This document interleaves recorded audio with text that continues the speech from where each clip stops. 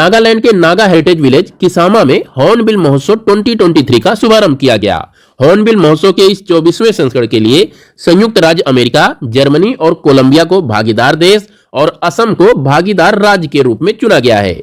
Hornbill महोत्सव 2023 के दौरान पहली बार नागालैंड के राज्य पशु मिथुन और ग्रामीण नागालैंड के सुअर की देसी नस्ल तेनीओ को प्रदर्शित किया जाएगा। यहीं से ध्यान रखिएगा कि इसी दौरान नागालैंड सरकार द्वारा मधुमक्खी पर्यटन की भी शुरुआत की गई है। बात कर लेते हैं नागालैंड की, तो नागालैंड भारत के उत्तर पूर्व में अवस्थित एक प्रमुख स्थलबद्ध राज्य है जिसकी राजधानी कोहिमा है। इस राज्य का गठन 1 दिसंबर 1963 को असम राज्य से अलग करके किया गया था। इसीलिए प्रत्येक वर्ष 1 दिसंबर को नागालैंड स्थापना दिवस के रूप में मनाया जाता है।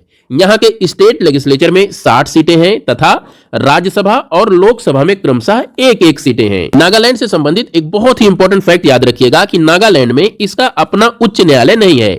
यहाँ का सारा न्यायिक कार्य गुवाहाटी हाई कोर्ट द्वारा संपन्न किया जाता है। गुवाहाटी हाई कोर्ट असम का हाई कोर्ट है जो नागालैंड के न्यायिक कार्य को भी देखता है। यहीं से ही माउंट सारामती याद रखिएगा। माउंट सारामती नागालैंड और म्यांमार के बॉर्डर पर अवस्थित नागालैंड की सबसे ऊंची चोटी है। इसे क्राउन ऑफ नागालैंड के नाम से भी जाना जाता है। नागालैंड में ही दोयांग नदी प्रवाहित होती है। दोयांग नदी नागालैंड की सबसे लंबी नदी है। इसी नदी पर दोयांग हाइड्रो इलेक्ट्रिक प्रोजेक्ट अर्थात दोयांग पनबिजली परियोजना का निर्माण किया गया है। यह नदी धनसिरी नदी में अपने जल को प्रवाहित करती है और धनसिरी ब्रह्मपुत्र नदी की एक सहायक नदी है। अब आ जाते हैं अपने दूसरे करंट अफेयर्स पर। तो यहां से हमें ध्यान रखना है कि 1 दिसंबर 2023 को लेट कम्युनिटीज लीड थीम के साथ विश्व एड्स दिवस 2023 मनाया गया।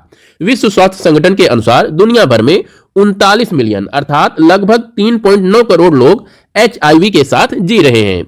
पिछले साल दुनिया भर में HIV संबंधित बीमारियों से 6,30,000 से अधिक लोगों की मृत्यु हो गई है।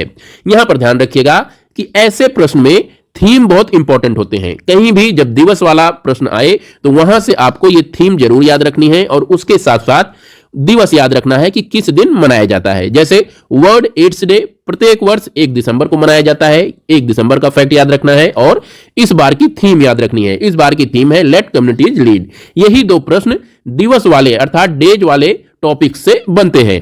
नेक्स्ट करंट अफेयर्स की बात करें तो इसके अंतर्गत हमें याद रखना है कि झारखंड के हजारीबाग में मेरू स्थित सीमा सुरक्षा बल केंद्र में BSF अर्थात बॉर्डर सिक्योरिटी फोर्स के 59वें स्थापना दिवस परेड समारोह का आयोजन किया गया।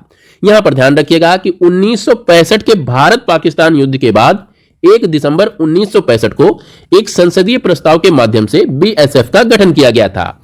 BSF अर्थात बॉर्डर सिक्योरिटी फोर्स बांग्लादेश और पाकिस्तान से लगने वाली 6,386.36 किलोमीटर लंबी सीमाओं की सुरक्षा करता है। सीमा सुरक्षा बल अर्थात BSF में लगभग 2.65 लाख जवान हैं। BSF में 193 नियमित बटालियन, 4 NDRF बटालियन, 7 तोपखानों की इकाइयां और 8 वाटर विंग के साथ 1 एयर विंग शामिल है। यह देश का सबसे बड़ा सीमा सुरक्षा बल है। यहां पर ध्यान दीजिएगा कि भारत में सेंट्रल आर्म्ड पुलिस फोर्सेज की अगर बात करें तो इनकी संख्या 7 है। यह प्रश्न कई बार पूछा गया है कि भारत में सेंट्रल आर्म्ड पुलिस फोर्सेज की संख्या कितनी है, तो ये 7 है। इनके नाम है Assam rifles, border security force, central industrial security force, CRPF अर्थात central reserve police force, Indo Tibetan border police, national security guard और सशस्त्र सीमा बल। यहां पर ध्यान रखिएगा कि असम राइफल्स का मुख्य कार्य नॉर्थ ईस्ट के सीमा की सुरक्षा करना है जिसमें इंडिया और म्यांमार का बॉर्डर शामिल है। वहीं अगर BSF की बात करें तो हम लोग पहले ही बात कर चुके हैं कि इसका मुख्य कार्य पाकिस्तान और बांग्लादेश की सीमा की सुरक्षा करना है। इसके अतिरिक्त ITBP जिसे इंडो तिब्बतियन बॉर्डर पुलिस कहते हैं, इसका मुख्य कार्य इंडिया और चीन के सीमा की सुरक्षा करना है। और SSB जिसे सशस्त्र सीमा बल के नाम से जाना जाता है, ये नेपाल और भूटान से लगी भारतीय सीमा की सुरक्षा करती है। यहीं पर ध्यान दीजिएगा कि भारत के तटीय सीमा की सुरक्षा करने के लिए इंडियन कोस्ट गार्ड का गठन किया गया है। यह भारत के डिफेंस मिनिस्ट्री के अंतर्गत आता है और इसे सेंट्रल आर्म्ड पुलिस फोर्स के अंतर्गत नहीं गिना जाता। यह फैक्ट बहुत इंपॉर्टेंट है, आपको ध्यान रखना है।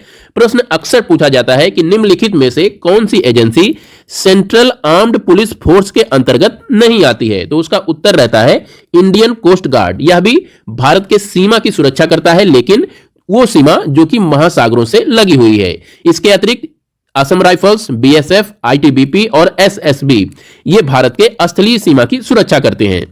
इन एजेंसियों के अतिरिक्त भारत में एक एजेंसी है सीआईएसएफ, ये भी सेंट्रल आर्म्ड पुलिस फोर्स है। इसका मुख्य कार्य भारत के इंडस्ट्रियल यूनिट्स की सुरक्षा करना है। सीआरएफ की अगर बात करें तो यह भारत के स्टेट और यूनियन टेरिटरीज को पुलिस ऑपरेशंस के दौरान मदद करती है। और इन सबके अतिरिक्त एनएसजी भी सेंट्रल आर्म्ड पुलिस फोर्स है। इसका मुख्य कार्य काउंटर टेररिज्म का है और इसे ब्लैक कैट्स के नाम से भी जाना जाता है।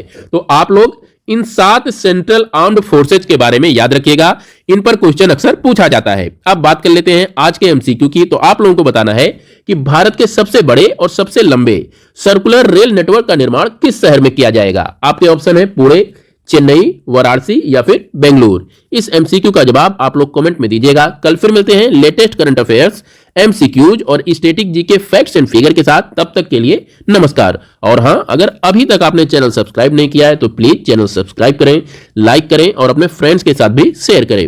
नमस्कार।